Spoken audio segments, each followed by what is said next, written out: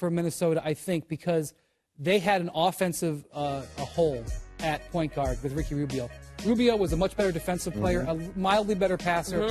Teague is a much bigger upgrade offensively. Great mid-range game, good speed, really will enliven their offense. I wish, that he shot the ball a little bit better from the outside. That's why they were going after J.J. Redick. They couldn't get him.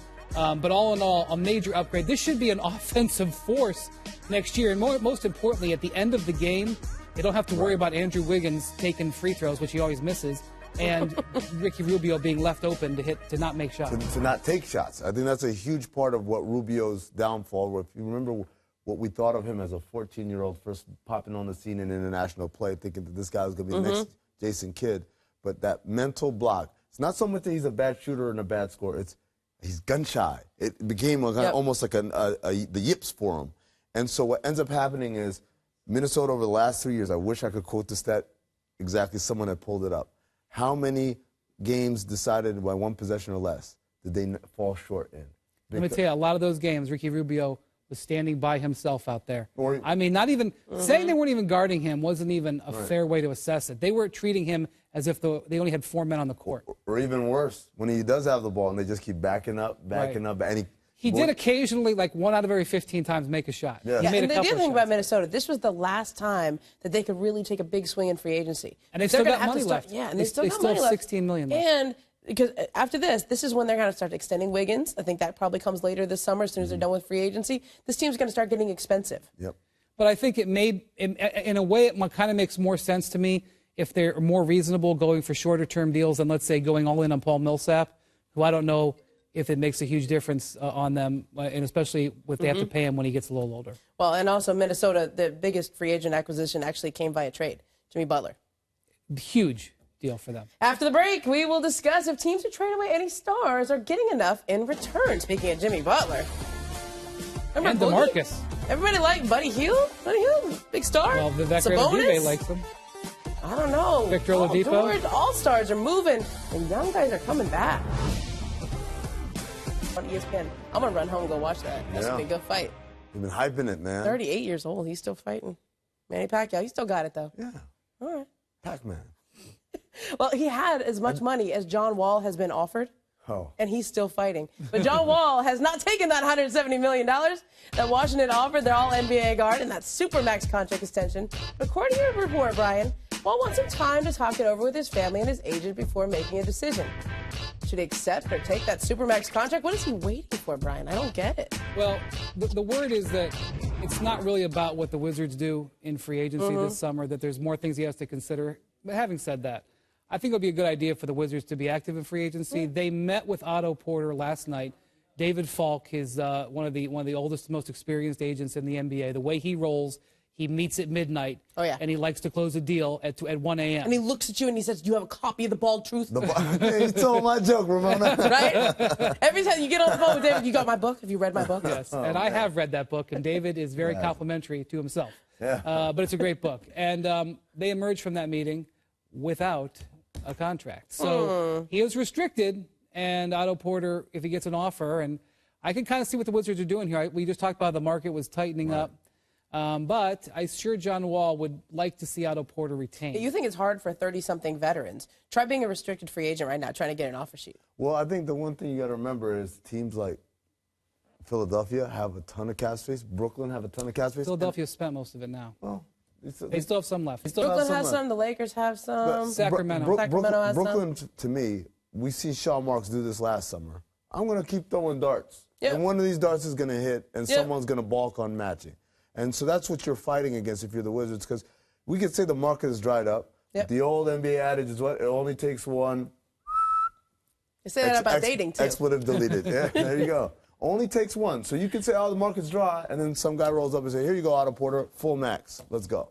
Well, one thing Washington is saying is they're putting out the word. We're going to match every offer. Which you're not allowed to do anymore. I know, but they're doing it. People don't look at the rules. We're going to match every offer. We're going to match every offer. The more times you say it, the more I wonder, maybe you're not going to match. It's cute how the NBA has these rules that nobody cares about. It's like the opposite of baseball. They have unwritten rules that everyone follows. We have written rules that nobody cares about. Tampering, you can't, Well, maybe they do follow the rules because Nene just found out that over 30, that over 38 rule. Segue. Did you like that? Beautiful. You like that? I'm getting to be a good host, aren't I?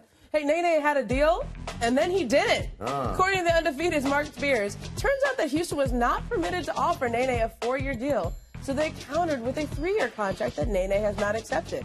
Okay, who wants to answer how this happened? Why did this over 38 rule kick in and kill his So deal? Nene is 34, but he's going to turn 35 before next season. So the way the Rockets interpreted the brand new rule, which went into effect today, would be that they could give him a 4-year contract, and they wanted to spread out the money that they owed him so they could guarantee him $15 million. And nobody at this table and probably nobody in the league believes that Nene was going to play that full 4 years. Which is one of the reasons why they had this rule in the first place, because they didn't want these kind of contracts to be going out. But LeBron and Chris Paul changed it so they could get paid, but that's another topic for another day.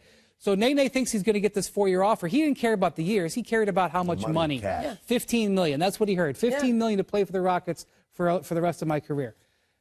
But they just miscalculated. It's a brand new rule, and they looked and they said, you know what? You actually can only give him 3 years, which means you can only give him $10 million. And Nene heard, wait a minute, that's $5 million. That $15 million that I agreed to just became $10 million. Deal's off, and so he's back on the market. He missed it by 12 days. What? His birthday. If he had been born 12 days earlier, the over 38 rule wouldn't have kicked in yet. But because come on now. I know If they would have known that in advance, somebody could have done something with the birth certificate. This is the fun part of the NBA, the CBA, when you have a new CBA, is that these rules. I mean, it's not like the league was waiting. Like, let's see if they do this for Nene. They're like, okay, that's cool, and then they look at, wait a second, like this is everyone's first time at the rodeo, so we just saw it happen. That's what Nene gets for being a foreign player who says his actual birthday. Yeah, that'll be the last time it happens. It's gonna be approximately born on one day. Like, what did I say I was born on? Right. Wait, All right, in happier news, let's take it to guards who did get offers on Saturday. Drew Holiday, making $126 million over the next 5 years. And Jeff Teague agreed to a modest 3-year, $57 million deal to join the Timberwolves. I'll tell you the difference in a second. Their numbers are very similar last season. Take a look at that graphic. Well, there's one number that's not similar. Teague actually had slightly better player efficiency rating. Ryan, seeing the similarity in production, the disparity in money, is it smart for the Pelicans to have given max money to Holiday? I said it before, I'll say it again. Leverage is like a warm blanket because Drew Holiday basically had more leverage than Jeff Teague. Jeff Teague's team wasn't interested or being forced to keep him. Drew Holiday's team was under pressure to keep him. The same exact thing happened last year with Mike Conley in Memphis. And if this had happened a year ago, Drew Holiday would have gotten a max contract. Actually, it's not as bad as it was a year ago because they got him for less than the max. I actually think he probably could have put the screws to him and gotten the max. As it is, he is going to get probably the biggest non-max contract given out this summer, $126 million. We knew it was coming, and even more so, the 5th year is a player option. They didn't even win that part of the deal. So Brian talks about the leverage. How did Drew Holiday get this leverage? Very easy. You have a situation where you have a star player in DeMarcus Cousins, who is a flight risk. At this point, you have to prove to him that you're serious about winning, because that's why he came here. Yep. You have a need at guard, either shooting, playmaking, everything Drew Holiday does, they have a huge need, and they still have that need. He satisfies some of it, but they still have to go out and get more.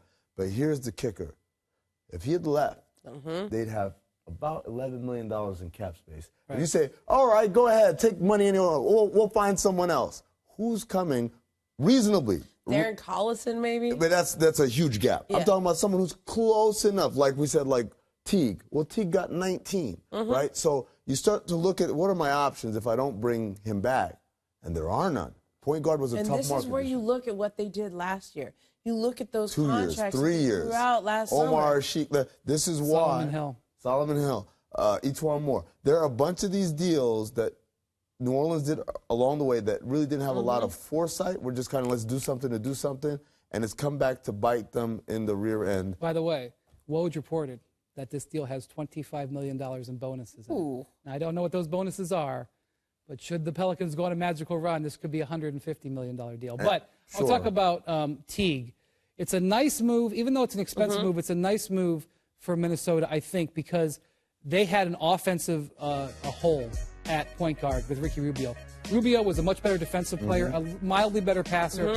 Teague is a much bigger upgrade offensively.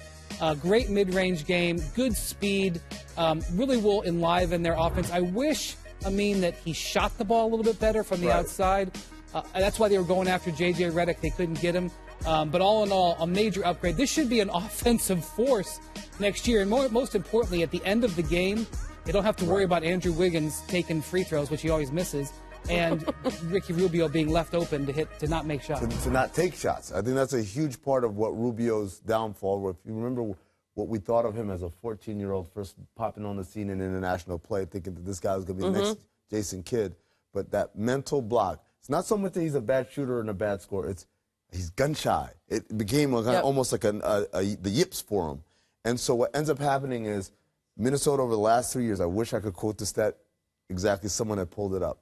How many games decided by one possession or less did they fall short in? Let me tell you, a lot of those games, Ricky Rubio was standing by himself out there. Not even saying they weren't even guarding him wasn't even a fair way to assess it. They were treating him as if they only had 4 men on the court. Or even worse, when he does have the ball and they just keep backing up, and he did occasionally, like 1 out of every 15 times, make a shot. Yeah. And the other thing about Minnesota, this was the last time that they could really take a big swing in free agency. And they still got money left. Yeah, and they still got money left. $16 million left. And because after this is when they're going to start extending Wiggins. I think that probably comes later this summer as soon as they're done with free agency. This team's going to start getting expensive. Yep. But I think in a way, it kind of makes more sense to me if they're more reasonable going for shorter-term deals than, let's say, going all in on Paul Millsap, who I don't know if it makes a huge difference on them, and especially if they have to pay him when he gets a little older. Well, and also Minnesota, the biggest free agent acquisition actually came via trade. Jimmy Butler. Huge deal for them. After the break, we will discuss if teams who trade away any stars are getting enough in return. Speaking of Jimmy Butler. Remember and DeMarcus. Everybody liked Buddy Hield. Buddy Hield, big star. Well, Vivek Ranadive likes him. I don't know. Victor Oladipo. All-stars are moving, and young guys are coming back. Agency Special, presented by Kia. Oh, once again, we got NBA insider Adrian Wojnarowski. That sounds good. Doesn't it sound good, Woj? You like that? From Bristol, Connecticut? Absolutely. Hometown? Yep. Hey, you've been working the phones, texting. I saw you all through the commercial break texting. What is the latest on Toronto? They got 2 free agents. Actually, they have 3 with PJ Tucker, too. Kyle Lowry, Serge Ibaka, and PJ Tucker. Where do they stand? Well, Toronto's president, Masai Ujiri, was in Orlando today, the site of Summer League, and he spent some time with Andy Miller, who's the agent for both Kyle Lowry and Serge Ibaka, and they've been going back and forth on new deals for both players. Neither deal is imminent, but the negotiation is taken on its life, and they're trying to progress toward deals for both players. Another thing Toronto is doing here is they're trying to get salary off, and Damari Carroll is a player that Toronto has talked to several teams, and teams who have we talked earlier about Phoenix being in position to want to take on a contract like Carroll's and maybe try to get an asset with it. Brooklyn remains in that space. They did it with Mozgov, and that's Brooklyn's way to get draft picks, to try to get young players, and is to take on contracts. But Carroll's contract is big. Toronto doesn't necessarily have great draft assets, especially if they're going to bring everybody back. They're going to be really good. What's a pick in the mid-20s or late 20s worth to take on that money? So those are all things that teams are weighing. But Toronto's weighing 2 things. One, bringing everybody back and making a run at it. And they're also looking at going young. They're looking at what it's going to cost to keep this team together versus maybe taking a step back and Interesting. Not continuing to try to compete for an Eastern Conference championship in the short term. Wow, that's interesting, because I think we've thought Toronto is right there and they're just trying to keep everyone together. But if they go young, there's a lot of interesting guys and pieces that they've accumulated there. Next question. Danilo Gallinari. Okay, so Denver's meeting with Paul Millsap. Are they out on Gallo, or where is he going? What's his market? No, Denver remains really interested in bringing Gallinari back.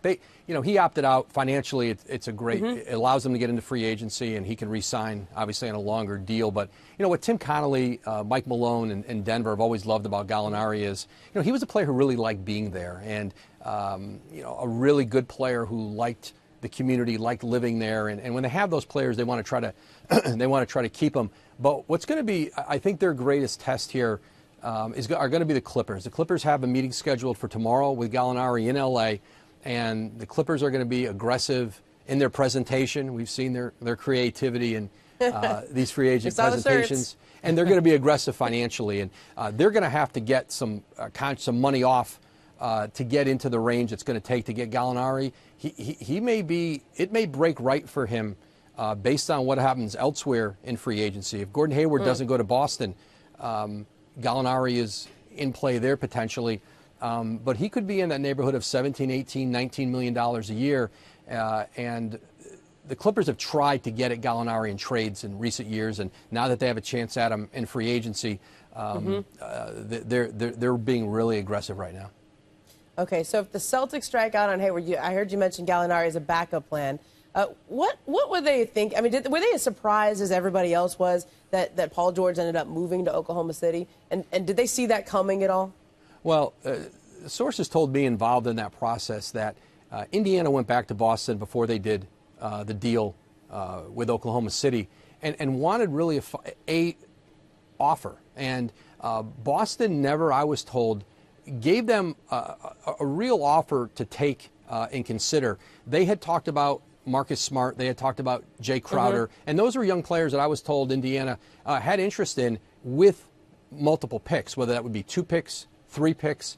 But when they went back to Boston, they didn't get that back. Boston wasn't ready to make that offer. Now, maybe Boston didn't believe they were about to do a deal. Indiana had done that in the process with a few teams. Hey, we're about to do this. Give us your offer. And then you cry wolf, you don't do it.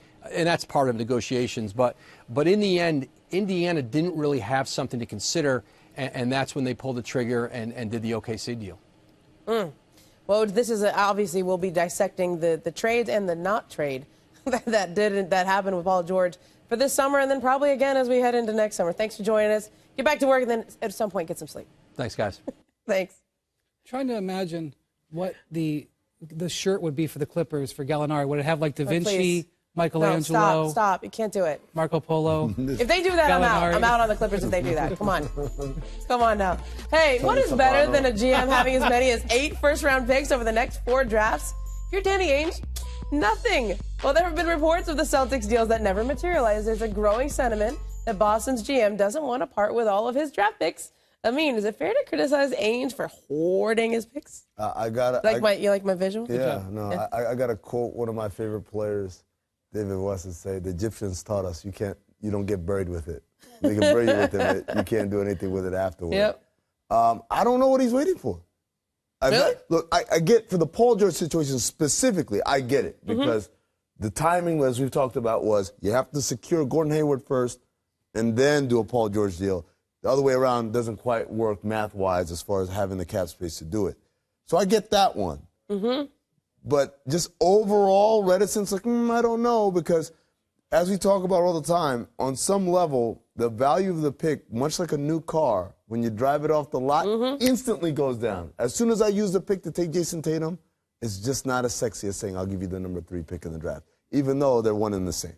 Well, I feel like Boston could still end up being a big winner here. They could still have a team in 3 years that is the best team in the East, sustainable for 7 or 8 years. But they have opened themselves up to major criticism and major second-guessing by passing on DeMarcus, passing on Paul George, passing on Jimmy Butler. Look, whether or not they made an offer or not, those guys were available. They didn't close the deal. And trading the number 1 overall pick. You look at those 4 decisions, and Danny Ainge just stuck his neck out that if he isn't able to deliver a championship-level team over the next couple of years, he's going to be majorly judged on these decisions. Let's talk about some of the downfalls, the risks right now. So, one, you've got, obviously, guys like Pat Riley just throwing shade at you. He's not a closer, right? So other free agents are hearing this and saying, well, maybe they're not really about winning right now in Boston. The other thing is, we're making a huge assumption here when we say, oh, he's patient. Hey, wait. That he's ready to pay Isaiah Thomas next year, 5 years, whatever it takes. And if he's not, if there's any reticence or there's just a slight hesitation, you end up losing Isaiah Thomas? Now where are you? The other thing is they've had so many draft picks in that there's literally more guys than they have room for. They've had to cut players. They've had to keep players. The dancing bears in China. They've had to keep players overseas. Like, part of the thing is you got to have a well-balanced roster. You don't want to have too many young guys, or otherwise those young guys can't develop. And that's something that the Celtics have run into as well. Well, a trio of all-NBA players have been traded in the last 5 months. The Pelicans gave up 3 players and 2 draft picks for Boogie Cousins in February. Jimmy Butler was traded for Chris Dunn, Zach LaVine, and the 7th pick, which became Lauri Markkanen. And Paul George was swapped for Victor Oladipo and Domantas Sabonis.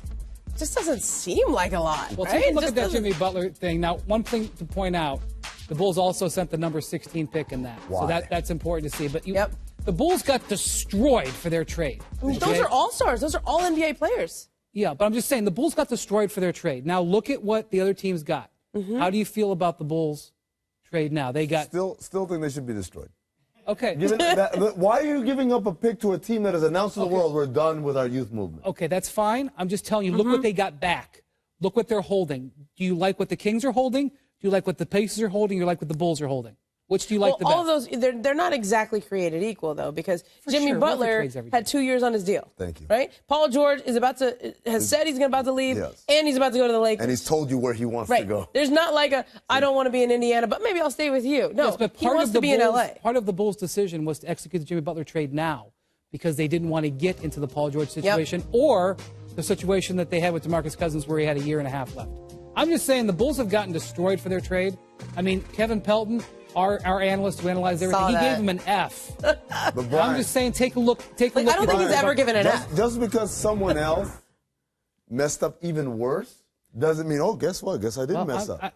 I'm just saying, now I think we have an idea what the market is. We see what these trade players are going for. And also the other thing is, you set the market many times. That's right. When you come out and you do that, everyone else said, whoa, Jimmy Butler went for that. Why am I giving up a pick? They got a pick for Jimmy Butler. If I was a Celtics fan and I saw that chart we just showed, my stomach would be a little upset. Yeah. Well, some of it, honestly, is what do you have to offer? So the Lakers don't have as much to offer as Boston does, so they can't give up Brandon Ingram. They can't give up the 2 pick because they don't have players behind them that everybody wants. They really only had 2 key assets that people want. Boston has 4. Boston has good young players and 2 great draft picks. The Lakers are gambling that they will get Paul George, and if Paul George 1 year from today is sitting there across the street at Staples Center, then they'll be really smart. But if Paul George is re-signing in Oklahoma City, they're going to be like, boy, maybe we should have given up Brandon Ingram for that. Yeah, well, the Lakers saw that trade, and I know that kind of reverberated around because I don't think they got back in. Woj was talking about, did Boston make another offer? I don't think they got back in at the end either. That's why when people say, should the Lakers get in on the Paul George trade? No, he's coming anyway. This is why. Because he goes to Oklahoma City, and I'm one of the skeptics. I don't think this is going to magically fix Oklahoma City's season. But you don't know what he's going to experience there in terms of that kind of strong culture, very professional organization where he says, you know what? If Russ is going to give it a go, I'll give it a go with him. And now you're the Lakers, like, whoa, what happened? When you had a chance to go get him, you go get the talent. So 2 L.A. kids playing in Oklahoma City. And then they stay in Oklahoma City? Free agents maybe next year. Ooh, boy. Hey, guys, after the break, do you see what LeBron did? He shared some lyrics from a new Jay-Z song, and the internet thinks he stopped tweeting again. We'll explain. He doesn't have a track record, I know, right? he doesn't.